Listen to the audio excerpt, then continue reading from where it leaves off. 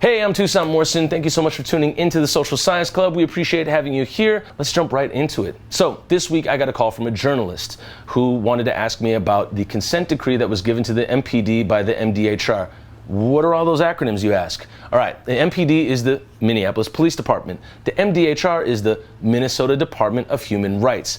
And a consent decree is a contract that two departments sign that say, hey, you're gonna shape up and you're gonna do better than you have in the past because you really messed up and we want you to do better and everybody that you serve really wants you to do better. So sign this contract that says you're gonna do better, and if you don't do better, as the contract says, we're going to take you to court and we're probably going to win. So the MDHR has taken the Minneapolis Police Department, they have investigated them and given them a consent decree. The Minneapolis Police Department, just for context, in 2020 murdered George Floyd. They were found by the MDHR, many publications, and the DOJ to have committed excessive force, be unconstitutional, and racially profile, be active in racism, racially profile citizens. The MPD was found to pull over, assault, arrest, and essentially covet black and indigenous people more than white people for committing the same crime or no crime at all. So once that happens, then there is a public outcry, protests, or a worldwide protest, as you saw across the globe after George Floyd was murdered by the MPD. And then there are departments that say, hey, you need to shape up. So the MDHR has hit them with the consent decree. Now, the phone call I got was from a journalist from a very big publication, a large website, and I don't know if they have a tangible magazine, but they might. And so they called me asking me about my thoughts for the MDHR. And I'm gonna tell you what I told them, essentially. They asked me, they said, do you believe the MDHR, the Department of Human Rights, their investigation and their consent decree is going to be enough to change the Minneapolis Police Department? My answer was, I am cautiously optimistic, and here is why. Because usually, especially my experience in Minnesota, other places such as New Orleans, I believe a city in New Mexico, I think Philadelphia might have been given a consent decree. There's a lot of police departments that have been given consent decrees. They've had to shape up. And when they're given one by their state, it's one thing. The Minneapolis Police Department has also been hit by a consent decree from the Department of Justice. That's federal. That is huge, because when you're found to be unconstitutional, you're getting hit up on a federal level, you're gonna have to change. Otherwise, the Fed comes in and they take over your police department, and the police department doesn't want that. So they're gonna shape up and fall in line with the consent decree from the DOJ. Back to the MDHR. Let me not get off on tangent as I usually do. What I told the reporter was, I'm cautiously optimistic that the Department of Human Rights will bring about some form of justice or have this police department fall in line. The Minneapolis Police Department over the past decades has been extremely violent, often used excessive force against people of color, and have harassed black and indigenous people at an alarming rate for little to no crime, and no crime at all. And also there is a litany of police brutality that has been committed against black and indigenous people by the Minneapolis Police Department that has been swept under the rug, or it's been told by the DA, hey, we're not gonna press any charges. And when you have a police department that's running wild like cowboys, you give them permission and carte blanche to do that, they're just gonna keep doing it. And so you have a community that is not being served and is on the other end of it getting the opposite of that. They're getting brutalized by a police department. You want to bring about some change. And the other thing I'll point out is that when a police department is doing so poorly, acting so poorly and so incompetent that it affects a city's economy, that is a big no-no for the city. The city will then turn around and make sure that that police department acts right. And this is a problem that I see with a lot of things, and I run this as a through line through my many videos, is that a lot of people will not change their ways until it hits their pocket. A lot of departments, a lot of businesses, a lot of professional teams will not change their ways until it hits their pockets.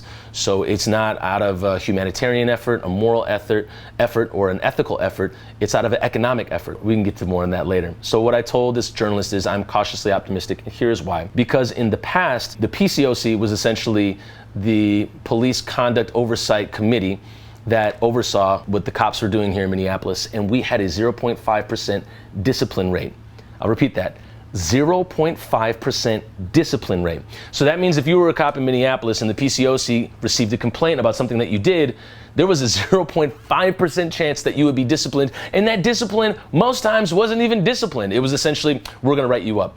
That compared to the national average of 7%, of a 7% discipline rate, that disparity is huge. So you're looking at a police department that's receiving a 0.5% discipline rate. If they know that, and the PCOC is essentially a joke or just there to be put in place as a paper tiger, or if you will, or something that's just going to say, hey, we're doing the work, but they're not really doing the work, then you're going to, again, run carte blanche and run around like cowboys and brutalize communities and racially profile people as much as you can. So what's happened now is the OPCR has been put in, the Office of Police Conduct Review. And that paired with the MDHR, great, but not really, because the OPCR has the ability to have cops overview it. So when you have cops overviewing cops in their bad behavior, what is that going to do? You guessed it. It's going to be cops exonerating cops. So it's like when the NFL, a player screws up or they do something really heinous or violent, or they harm somebody, and the NFL says, we're going to look into this with our people. And then they get their own lawyers to look into it, and they say, you know what, we found little harm done, we're going to suspend this player for 3 games. That's a problem, because you're having the department investigate itself, and the OPCR is investigating itself. Now, I will give you a resolution to all of this, because many times people say, if you're going to complain, you might as well offer up a solution. I will offer up this to you. I believe it's called Issue 11, and it came out of Cleveland. It was on their ballot, I believe, a year ago. And all it was an oversight committee for the police, the Cleveland Police Department. And it was about 9 to 10 people, I believe. It's on Ballotpedia, you can find it. It's called Issue 11. And it was voted, it was passed in Cleveland.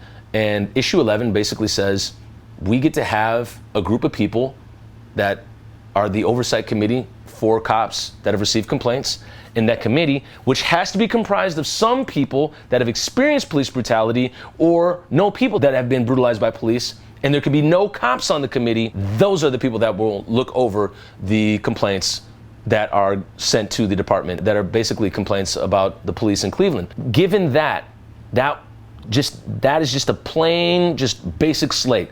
We're going to have an oversight committee for the police department, and it's going to be made up of people that can't be cops, never have been cops, aren't retired cops, and a handful of people that have experienced police brutality. What do you say? They passed it, and the police chief quit right away. He said, I don't want to deal with this.